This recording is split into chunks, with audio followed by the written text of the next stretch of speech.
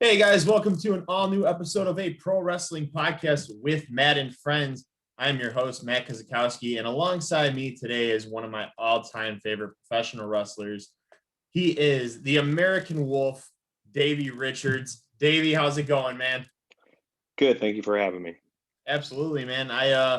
This is such an honor. Like I said, I'm really grateful for you to be on here. And meeting you is like a dream come true. So here we go. Um, let's start basic, man. How did you get into pro wrestling? When did you start watching it? Do you kind of remember those times or? I I watched it as a kid. I never saw WWF growing up. We just didn't get it where I was from. But we got NWA Pacific Northwest, and we got Stampede, and then we would get some of the bigger NWA events like the ones down in Texas for World Class, and then we'd obviously get like Starrcade. So I grew up watching Roddy Piper, Billy Jack Haynes, Bret Hart, Dynamite Kid, and obviously the Horsemen, you know what I mean, and the Von Erichs and stuff. So that was a big part of my childhood. And then I got really into I really wanted to take martial arts as a kid because I really liked movies like Bloodsport and things like that. But where I was from is a really small town, and there was no martial arts school, so I got into amateur wrestling instead at 10 years old, and I just fell in love with amateur wrestling, and that pretty much consumed my whole life. Um, So I didn't really follow pro wrestling for a long time. Like I remember in high school, kids would wear NWO shirts, and I thought it was a band. I had no idea. And then, yeah, I had no clue because I was so enveloped in amateur wrestling and stuff like that. And so I I went to college on a wrestling scholarship, and then the wrestling program got cut a year in. So I was back at home on the farm, and I was like, man, what am I going to do? And I saw this show called Tough Enough, and these guys are on there, and Taz is just killing them. And I was thinking like, man, I could do this. So I went on my dial-up internet and found a wrestling school in Atlanta, Georgia, and I packed my things and moved to Atlanta, lived in my car, and then here we are today. Yeah, and you've had such an amazing career. You've been all over the world. We've seen you in Japan. We've seen you all over the States. We've seen you everywhere, man. And honestly, like I said, I mean, people look up to you now in the pro wrestling industry. So obviously, you've made a really good name for yourself. Um, Yeah. Now, you started earlier with in your career with places like PWG, and Mhm. when it first started. Um, I know you teamed up with Super Dragon, which was a very fun team. Like you guys just had this kick-ass dynamic. Yeah. It was just something like you didn't see that much. I mean, just your chemistry together. It was just amazing. Yeah, it was very natural. Now, what was there any like long-term goals with that team, or was it just kind of like we're gonna just pair you guys up for a little bit and just see what happens? That I don't know because I was just quite frankly happy to be there and lucky to be there. But I will say that Super Dragon at PWG, he has a very keen sense for wrestling, and he can almost instinctively understand like what the fans want and what will get over. So he's very, very talented, and I obviously saw something that I didn't. And once again, he was right. Um, so he's a very good mind for the business. So that was all him, and I was just happy to be there Yeah. and to be in the ring with guys. Quite frankly, at that time, I had no reason to be in the ring with. So it was the best education someone could get. But I was just so focused on not disappointing my opponents and the fans that I didn't pay attention to long term plans. I was living for the match. Yeah, and I mean, you guys were in a time where it was Steen and Generico, the dynasty. You had Scott Lost, Chris Bosch, Joey Yeah, Ryan. I mean, that was an awesome unit there. I yeah. mean, you guys just grew up in the early stages of PWG, and you guys had so much there. Which I really wish I would have seen you guys win the tag titles. I think that would have been fun to see. Yeah, Um, well, oh well. but I mean, you also had another kind of protege mentor thing when you first started with Ring of Honor with Kenta. Was that correct?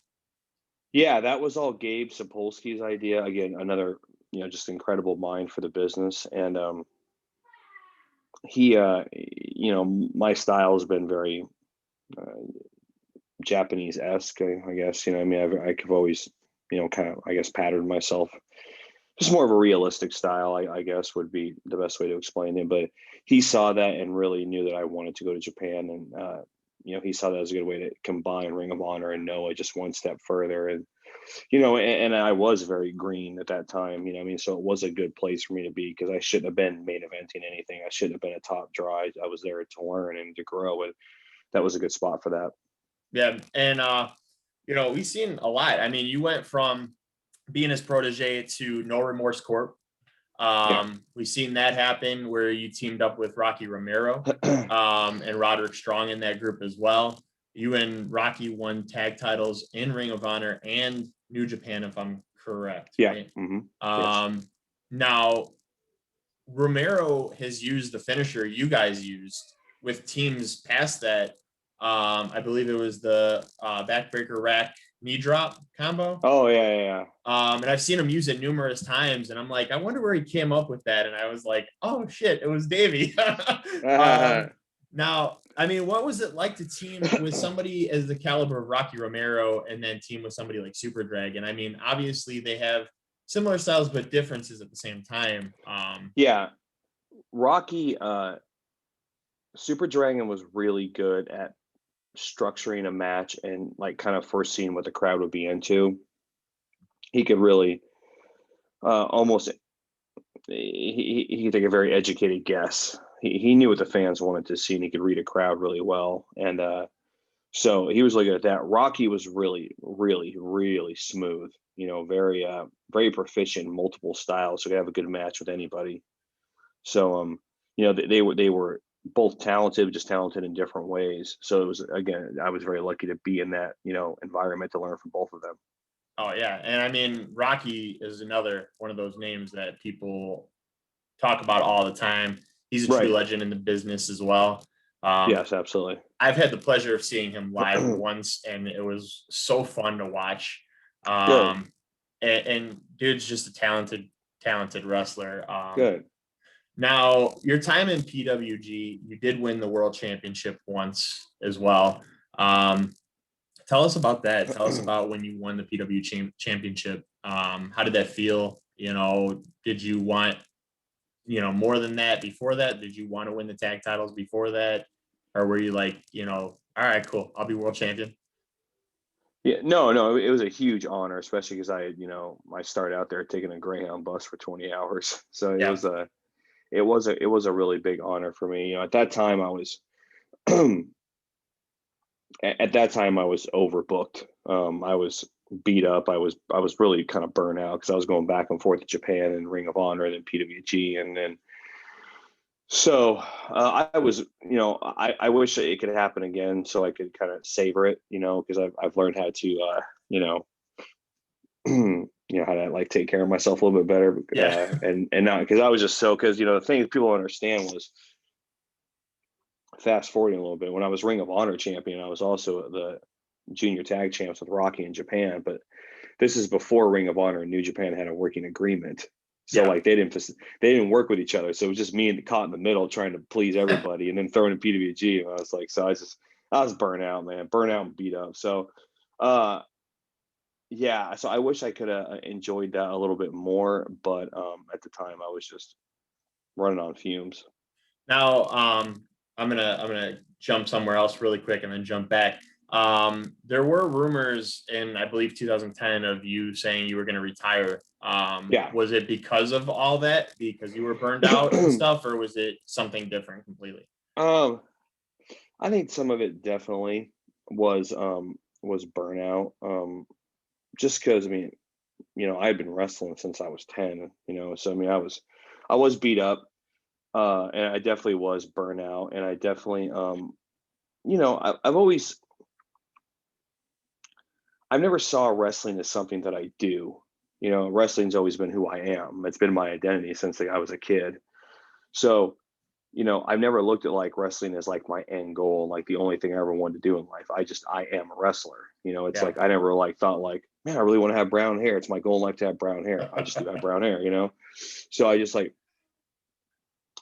so I wanted to do other things, you know what I mean? And I'm lucky enough now to come back to wrestling because again, I am a wrestler after I've done all those other things. Right. So I toyed with it. I kind of wish I would have at the time just to take some time off and recharge the batteries, but eventually I did, like Yeah. 10 years later, like eight. No, it was like 7 years later. But I definitely needed. I mean, everyone has to take a break. I mean, that's the thing. People is like since day one, I've been full time. Oh yeah, absolutely. So I definitely needed a break. Oh yeah, especially taking that traveling schedule and being everywhere and Oh, it's different brutal. promotions all over the place. Absolutely, dude. I get it. I get it. Now I did read something and I never watched it, but I did read something not too long ago about one of your first matches in Ring of Honor. A chandelier broke in the ring. It fell Yeah. and it broke in the ring, and you wrestled in glass. Tell us about that experience. Yeah, I guess I was a deathmatch wrestler for a night, which it's the only time you're ever going to see me doing that. So I was wrestling Jimmy Rave, and we were it was in New York, but I can't remember what it was called, the venue. But anyways, it was when Brian, Samoa Joe, and Kenta had a three-way match as the main event. But anyways, I wrestled Jimmy Raven. They used to throw the toilet paper at him, and it hit the chandelier, and it broke. But I had no idea that it broke. So we wrestled. It didn't feel anything. We wrestled our match, and it was a good match. And come back, and I was like, everyone's like, "Oh, dude, you need to go. You're bleeding bad." And I'm just like, "Wait, what?" Like, and like on my back. I mean, it wasn't bad, but it was, definitely cut up. And I'm like, "What the hell?" And they're like, "There's glass in the ring underneath." So then I got the story, and then the big story out of that one was Jimmy Rave on his knee broke my orbital bone. Ooh. On accident, of course. Yeah, but it's one of those things where yeah, I mean, that was, so I cut up and I got beat up. So I mean, that must have been a very interesting experience for you, for sure. I mean, first time being in the ring with glass all over the place. And yeah, well, that I didn't know about until the end of the match. I really didn't know, and especially after my eye, because my eye was like, yeah. So yeah, so, but all in good fun. Oh, absolutely, man. And I mean, that's what makes you even a better wrestler, is doing the toughest stuff like that. Absolutely. Now, after No Remorse Corp, you jumped into another faction, Sweet and Sour Inc., with Larry Sweeney. Yeah. Tell us about that. I don't remember whose idea that was. That was right at the transition period of Gabe leaving and Adam Pearce taking over. And I had really wanted to tag with Eddie at that point, but Gabe really wanted to do a singles run with me. And Adam Pearce was actually the one who gave me and Eddie the okay to form the American Wolves. So credit to him for that. But I don't know if it was his idea for me and Eddie to be in Sweet and Sour Incorporated. I honestly don't know, to be honest with you. I feel like it was very short lived. Yeah. So yeah, I honestly don't remember. Because you guys kind of broke out on your own, like right after that. Yeah, the American Wolves thing really took off. It really took off into a life of its own, even to where our singles runs were kind of swallowed up, and we got really enamored with that, and so did the people, which is perfectly fine by us. So we concentrated on that. Oh yeah, no, absolutely. Did you know Eddie like during like training, or like how did you meet Eddie? We had done tours of Pro Wrestling Noah together, but never like tagged or wrestled. And I saw him backstage at a Ring of Honor show, and he had dreads, and I was like, "Oh, looks like Davey Boy Smith." And I'm obviously a Dynamite Kid ripoff, and I was like, "Dude, we got to tag." And we have a lot of the same interests and same ideas on wrestling, and we complement each other well. So it is. I mean, it was very, very organic. Oh yeah, and I think everybody would agree. I mean, hands down, one of the best tag teams in TNA history. And we'll get to that eventually. One of the best tag teams in Ring of Honor history. You guys killed it, man. You guys had an amazing run. I know you guys had like a little bit of a break where we did see you team up with Kyle O'Reilly. as Team Ambition. Yeah. And you Yeah. guys fought against Edwards and Cole. Yeah. I believe that was Hunter and Jim Cornette's idea. I think more so to help Kyle and help Adam at the time. That's my guess. Yeah. But and also kind of build towards the inevitable, feud for me and Eddie. Because we had to have a reason, you know what I mean? But and obviously that culminated with the best in the world and then the final battle matches. So yeah, I mean, I felt like that was kind of and me and Kyle were training partners. I did have a wrestling school called Team Ambition, which I still do, but so that made sense. But yeah, I mean, I think it helped everyone, and it was definitely fun. So. Oh yeah, I mean, well, we've seen a whole different side. I mean, because Edwards and Cole kind of, in my opinion, I don't know if anybody else would feel this way, kind of resembled each other a little bit, and then you and Kyle obviously resembled each other a little bit, so it kind of worked very well.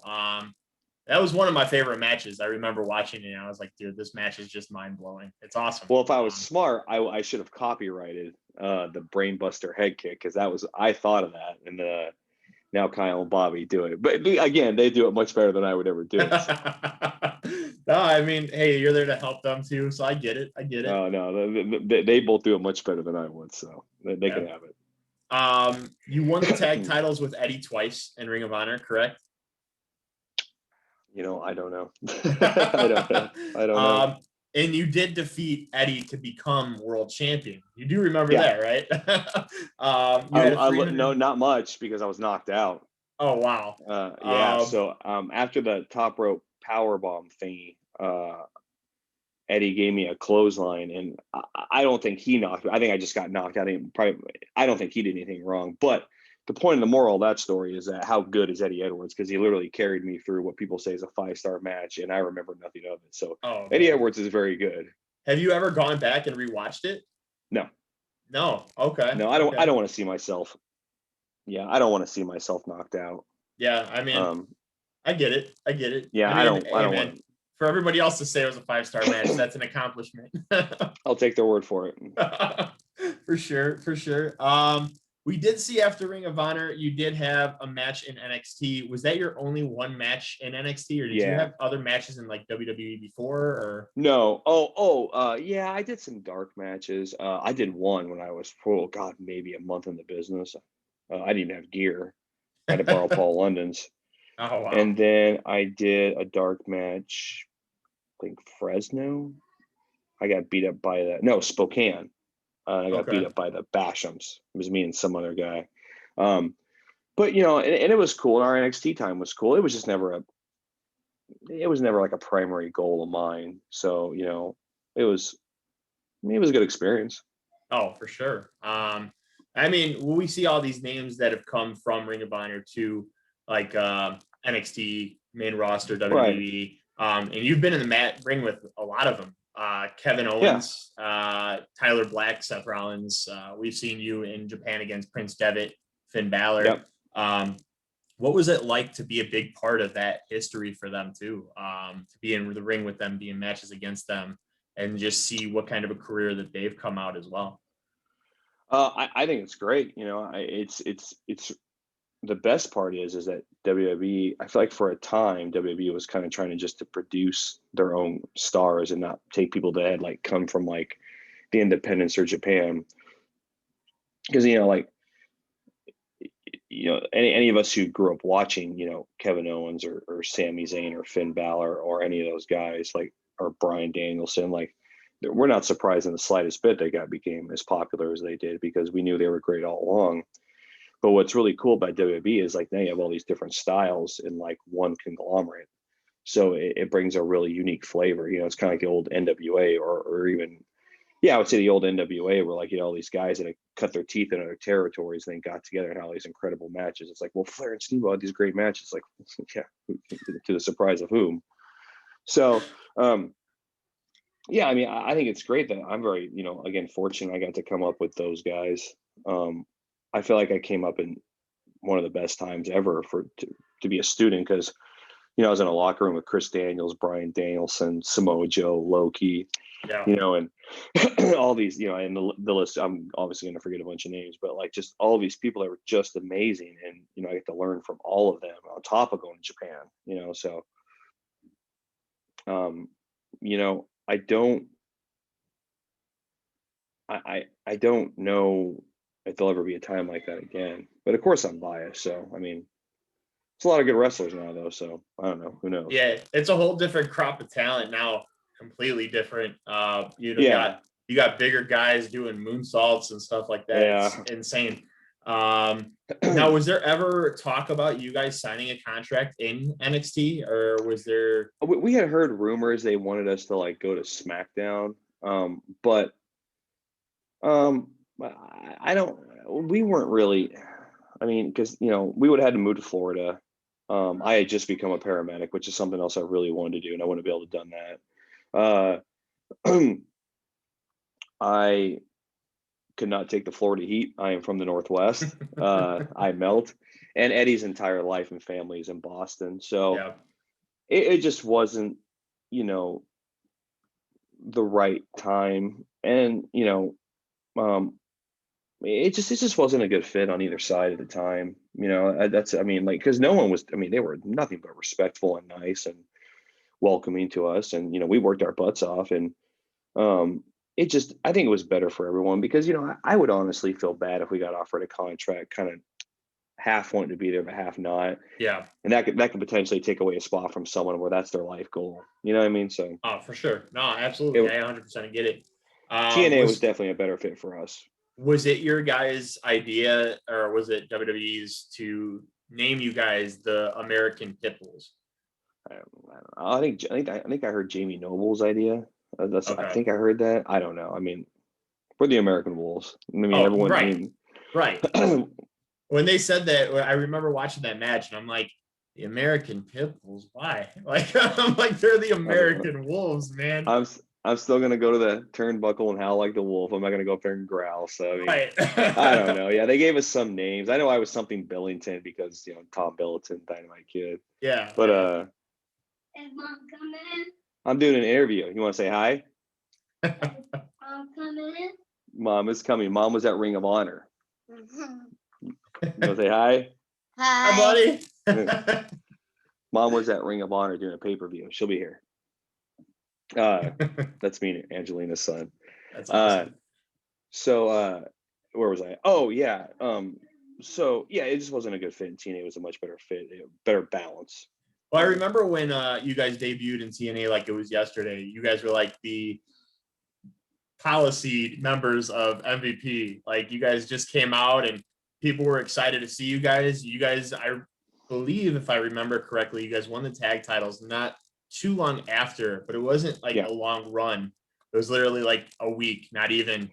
Well, the funny story was I almost said Ring of Honor. TNA had a working relationship with a great Mutis promotion in Japan. Okay. And the story I got was Japan screwed up and put us on the poster as the champion. So like, we got to drop the belt. So we won the show in like a house show in West Virginia, and then dropped them back in Japan. And then we got them back at a pay-per-view, which was a really fun match with the Bromans. We had so much fun wrestling those guys. Well, they're a very underrated team. I think a lot of people didn't give them enough credit. No, and they are the kind of team that, every promotion really needs, because they're not interested. When you talk about me and Eddie are very offense heavy based. You look at Steen and Generico, they were very heavily offense based. You need those teams that are more like able to take things from other teams and make them look good and just get legitimate heat. And the Bromans were very good at that. So. Oh, absolutely. I mean, Robbie E, I just think, is one of the most underrated wrestlers in general. Oh yeah, and literally one of the funniest people in the world. Oh yeah, absolutely. I love this character from the start. But you and Eddie are tied for most reigns as tag team champions in TNA Impact history. Tied with Bear Money. We've seen matches with you guys, which is an awesome thing. I mean, especially you and Eddie being one of the best tag teams of all time, being tied for that record, such an honor. We did see what was it, 5-match thing between you, the Dudleys, and the Hardys. Yeah. How was that for you guys? Was that like, different, like being in the ring with such iconic teams like that, or did you guys just feel like this is a natural fit for us? Or We did. We definitely felt like we belonged, and credit to both those teams because they made us feel like we belong. They never once talked down to us or were disrespectful. Bubba, I think, he's more stoic than most. He's definitely more old school. We got to earn his respect, which is the way it should be. Absolutely, I agree with that.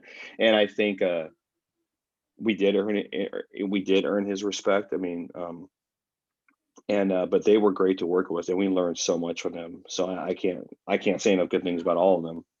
Well, you guys ended up winning, I believe, that whole series, which really put you guys on this higher pedestal than you guys already were, putting your guys self in history as one of the best tag teams of all time. Now I know Eddie got injured when you guys were champions, and you guys had to vacate the titles because of injury. And you were kind of doing your own thing, and we kind of seen this whole thing with James Storm and his group, The Revolution, coming out to you a couple times, trying to get you to join them. Was there any talks about you joining that faction at some point, or was it just kind of something to pass the time until Eddie came back? I think I was supposed to win the X Division title. Somehow that played into that. If I remember correctly, I was supposed to win the X Division title, and then something happened. And I don't know. I mean, the only guarantee in wrestling is that plans will definitely change. So it's for sure. So I don't know, but I do remember that was on the table, but I don't know what happened. Well, I mean, I would have loved to see you win a singles title in TNA. That would have been awesome. I tried, damn it. You did your best, man. You did your best. We did see you and Eddie kind of get back together a little bit. Eddie ended up winning the world title. He ended up losing it and had a rematch against Bobby Lashley. And we did see you turn on Eddie during that match. Was that like a mutual idea between you and Eddie? Like, hey, it's finally time to separate, do our own thing? Or I think the idea that we came up with, if I remember correctly, was that Eddie was going to end up turning 2 and we were going to be a heel tag team. That was the original idea, where I turned on him and I kind of lured him to the dark side, and we were a heel tag team because we always felt we were better as heels anyways. But that did not happen, obviously. And then after that, I kind of knew I was done. I needed a break because shortly after that feud ended, I was in that tournament, and I was checked out. I was beat up. I was so beat up. Oh, for sure. I was beat up, and I was getting to the point where I could no longer like manage school and wrestling at the same time. And then I was also a new father, so it's like something's got to give here. So that's why I took my break. Was taking that break from wrestling a very hard choice for you, or was it kind of an easy choice because you just needed that rest? At the time, it was a very easy choice. I mean, I don't mean to stir up drama, but I was I will openly admit I was bitter about I lost in the first round of an X Division tournament to a guy that wasn't even contracted. But I mean, coulda, woulda, shoulda. I mean, Lord knows I've made plenty of bad decisions, but more so, I was just, I was beat up, burnout, and I didn't want to be away from my son because, I didn't have a present dad growing up, so I didn't want to be that. So at the time, it was pretty easy to walk away. But again, when I say it was pretty easy to walk away, I always knew I would come back. Yeah. So, it was never like, hang the shoes and hang the jersey and, bronze the boots and all that kind of stuff. It was like, I just need to go and, get myself healthy again, because I mean, you're not going to wrestle for 20 some odd years and not get beat up, Oh, for sure. And then just get through this really intense portion of school and be a dad for a while. And I did all those things. And, well, I'm still a dad, of course, but, and now I can come back, completely reinvigorated and quite frankly, having a blast. So. Oh yeah, no, absolutely. I mean, you needed that break, man. I get it. I get it 100%, especially with how long you were wrestling, how long you were traveling and stuff. It does I get just burn tiring for out. sure. Oh yeah, I would burn out. Now being back, I mean, we've heard you say it. We've actually witnessed it. You're in the best shape of your career right Yeah. now. Oh yeah. And to be in the ring, I mean, today I just realized that it was on YouTube and I watched it. It was the match between you and Casey Navarro. And I was like, dude, this match is awesome. That was my second match back in 3 years. Yeah. And it was a great match, man. I loved it. I thought it was fantastic. He's an up and comer, man. We've seen you already in the ring with a couple names. We just seen you at MLW's Battle Riot against TJP, which both of you guys, like, just that match, just amazing. He is my favorite opponent. Oh, I love TJ. I had him on my show not too long ago. He was actually my third show that I ever did as a podcaster. And dude was awesome. Just chill, relaxed. And, absolutely one of the best. We've seen you in the ring with another legend, Matt Cross.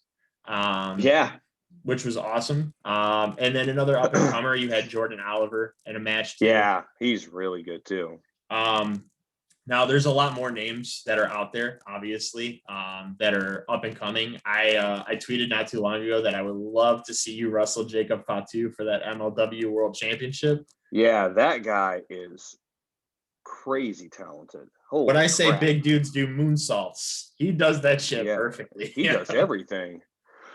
Yeah, he does everything, man. Like, wow, he is he is the literal definition of prodigy. So yeah, that would be fun. Absolutely. This Saturday you have a match with one of the most talked about technical wrestlers of all time, Jonathan Gresham. How excited are you about that match? I'm excited for all the matches. I feel like I'm very lucky. I'm given, very, very stellar opponents. So it's and Jonathan brings a style that's much more akin to my own, because I like that stuff, the technical aspect of wrestling. So it'll be fun, and it's it's kind of a cool booking choice because there's some lucha on that show, there's women's matches on that show, and then we have us are completely technical, so you get a little bit of everything. And I mean, like he's one of the best technicians there is out there going today. So of course, I want to get out there and test myself. Are there any names that in today's world of wrestling that you're interested in wrestling? No. Just whatever comes your way? No, because I learned last time that, and not just in wrestling, but in any entertainment venture, you can't lose focus on why you started. And the only thing you can control is you, because wrestling is a subjective sport. So people are going to have their opinions, and that can destroy things very easily. No, absolutely. So, so for me, like, I'm not concerned with who I'm wrestling. I'm concerned with how good of a wrestler I am, because, as I've done this for a while, I'm most concerned about putting on the best match. Like, that's my thing. I mean, I don't care if I'm famous. I don't care. Like, I'm very blessed that I have, I got that doctor money. Absolutely. I get it. But it's not about that. It's about something that's, very, very personal to me. I have a very personal relationship to wrestling. So, for me just to get in there with people and get in the ring is I'm just so thankful for it, especially not to have it for 3 years, so I mean, like, I'm obtaining a medical degree, I mean, all right. But but I am a wrestler, I mean, so I can go and add these, goofy letters to my name and all that jazz and whatever, I can, but I am a wrestler. It's in my blood, everything I've done since I was 10 is, taken back towards wrestling with the goal of being a better wrestler. Oh, for sure. So I'm equally excited for every opponent that I have, because it's another opportunity to get better in the ring. Oh, for sure. Absolutely. And we've already seen what you've done for years, man. And, with these new crop of talent, I mean, you're obviously only going to continue to get better, which is awesome. That's the goal. Now being in the medical field and juggling that with pro wrestling, what's that like? It's better now. It would have been impossible a couple of years ago, but it's good. You know, it's cool. You know, I use it backstage at shows more than you would think. So that's good to help out. And you know, I'm lucky, man. You know, I get to go, like, I get to go and get better at wrestling every day. You know, I get all these great bookings against these great opponents, you know, to wrestle in front of these, you know, incredible fans. And then I have a wrestling school and I have awesome students, you know, and then so I get to enamor myself or inundate with myself with wrestling every day. I get to go train in jiu-jitsu, then I get to study medicine. Like I'm literally the luck, and on top I get to be a dad. So Yeah. I'm the luckiest guy in the world, man. It's for me and me only. It's the perfect balance. Well, you just seem so healthy mental wise too. And you just seem like you're just doing the best work you're doing, man. And that's such an amazing thing to see. So real quick question, how good are you at cutting promos? I'm good at my one style of cutting promos. So the only reason I asked this is because I tweeted a while ago at saying you and JT Dunn are my two favorite independent wrestlers. And JT said he wanted to wrestle you in a match, and you said, let's go. And I had JT on my show 2 weeks ago, and he cut a promo on you. I don't know if you watched it, but he did cut a promo on Davey Richards. Hopefully it was nice. Well, you gotta watch it, man. You gotta watch it. But he did say he wants you in the ring, man, at some point. Would you have any choice words to say to JT Dunn back? You know, I believe we were supposed to wrestle once or perhaps twice. It's becoming the me and Brian Cage saga. But no, I am very familiar with JT's work. And I mean, you know, be careful what you know. Since I've come back, I've heard this new term float around the indies that you have to survive the Davey storm. Apparently, it's hard for my opponents to kind of keep up, and they're worried about getting blown up with me and getting tired. So if he wants to try to weather the storm, he's more than welcome to. And you know, and I have nothing but respect for him and his ability. It's top notch. He's world class. So anytime, anywhere. I think he's a Northeast guy. So tell Beyond Wrestling to get on the ball, and we'll do it. JT, you heard it there, man. The hunt's on. The hunt is on. Drew, book it for Beyond. Come on. Oh man, I would love to see that match, man. You and JT, I think, would just completely tear it up.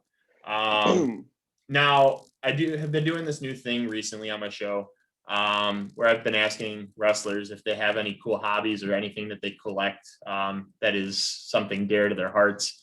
Do you do anything for fun? Do you do any cool hobbies? Do you collect any specific things? Yeah, I play guitar. You play guitar. Okay. Yeah. What kind of music do you dabble in? I'm a huge fan of heavy metal. Huge fan. Okay. Yeah. So you know, like a lot of old stuff like, you know, Iron Maiden, Judas Priest, Sabbath, you know, Motorhead, and there's some really good new bands too. Like my entrance music is by the Swedish band called Enforcer. They're amazing. Another really good band is Cryptos. So kind of more like traditional heavy metal, but yeah, I'm a huge heavy metal fan. So yeah, I would play guitar. Well, during my 3 years off from wrestling, I got, you know, much more into it. I'm looking at my guitars right now, but so yeah, that would be the thing. I mean, I, you know, deal with, you know, people who are dying every day. So I guess that's kind of, or actually, I deal. Sometimes people are dying. Mostly people just make really dumb decisions every day. So that's pretty eclectic about me. Yeah, I mean, I was a fireman. I was a flight paramedic in a helicopter. Well, I don't know. I mean, I'm really into jiu-jitsu. Yeah, I'm really into jiu-jitsu. I've always liked that. I'm trying to think of anything else. I don't play video games just because I don't have the patience nor the skill. Yeah, I would say playing guitar is going to be my number. Yeah, I guess that would be it. Number one hobby. Yeah, well, yeah, definitely number one hobby. Huge fan of Cobra Kai. I literally have the Cobra Kai car, the black and yellow challenger. Oh, really? That's awesome. Yeah. Yeah. So I mean, that's you know, I know I'm eclectic, but I'm far more boring than you might expect. So. Hey man, you live a simple life, and that's what's awesome. You know, I'm the same way, man. I just chill at home, watch movies, and just hang out, you know. So I get it, man. I wish I had more of a home life. I'm between, you know, overnights in the hospital or on an ambulance and then wrestling. I'm just kind of like, I get it. I get it. Now, one of the final questions I have for you: will we see an American Wolves reunion? oh, of course. Yeah, I mean, yeah. It's I don't know where, and I don't know when, but yeah, of course. You know, and we've talked. You know, and everything in wrestling is timing. So, I mean, even if I knew, I obviously wouldn't spill it, you know, until it happens. But I honestly don't know. But you know, I'm under contract right now, for the foreseeable future with MLW, and I'm very, very happy there. You know, Eddie's very happy at Impact. So, I mean, we'll see what happens. You know, we'll see what happens. Again, it's definitely a question of when, not if. So, yes, it will happen. In your time away from watching wrestling, or from being a wrestler, did you watch anything? No, nothing. Not at all. So you didn't watch anything Eddie was doing or anything like that? Well, no, we would talk and he would tell me about it, but no, it was kind of like that Mike Tyson thing when they asked Mike Tyson if he worked out still, and he's like, no, I don't want to get the itch. So I purposely did not watch wrestling because I knew I'd be like, well, I could do one match, and you know, then it, you know, snowballed. So, so no, I purposely stayed away from everything. Oh, for sure. No, I get it, man. I mean, we missed you for the past couple of years. I miss you guys, and we're so glad that you're back. What can we expect from Davey Richards from here on out? I think just passion. I have a very big passion for the wrestling business, and far more for the in-ring stuff. And I think big things are going to happen in MLW. I'm back. I'm very invigorated. I'm completely healthy. So I mean, yeah, I am booked up a lot. So I will be all around the country, and then a little bit of international stuff for the rest of the year, and then yeah, the American Wolves will reemerge at some point. So it's good looking out. The hunt will begin again. I love it. It will. Awesome. It will. It never dies.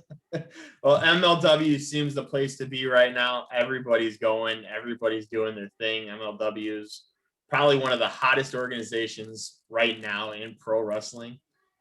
We just seen the reunion or return of a new version of LAX.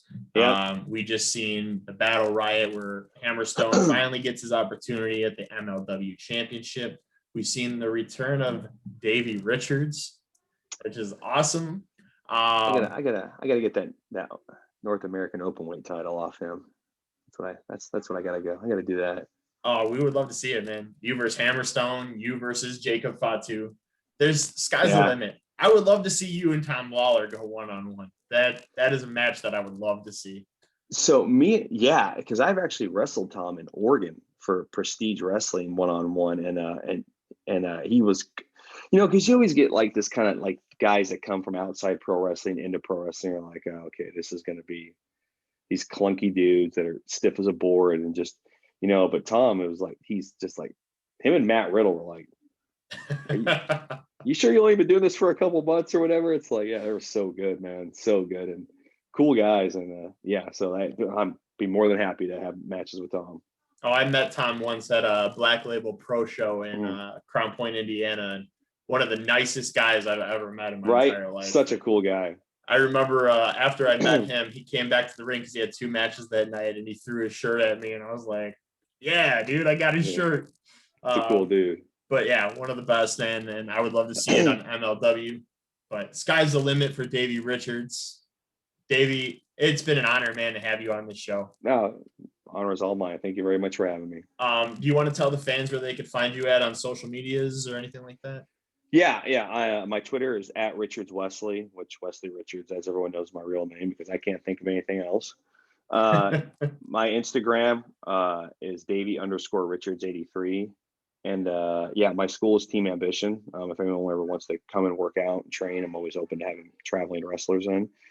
And yeah, that's how you can find me. And definitely you'll see me on Vice TV and MLW live events. We're coming to Texas September 11th. That's going to be, a very, very special show, especially for me being a first responder. And then October 2nd, we're back in, I keep wanting to call it the ECW arena, the 2300 arena, but we know better. You said it great. MLW is one of the hottest promotions, and it was pure electricity in there. So yeah, please come out, please support us, and support all of wrestling. I really ask the fans that, if you don't like my style or someone else's style, perfectly fine, no wrong with that. But like, support the styles you do like and the people that you want to see, because especially after this pandemic, man, like, we're very fortunate to have this. So let's go out and let's make pro wrestling, our thing, our special place again. Oh, absolutely. Couldn't have said it better myself, man. That's awesome. Well, I can't wait to see what the future holds for Davey Richards and MLW. It's going to be a fun ride to see. Good luck on Saturday against Gresham.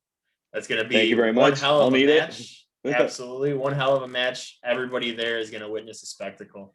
But Davey, it's been so fun to have you, man. I really appreciate you being on my show.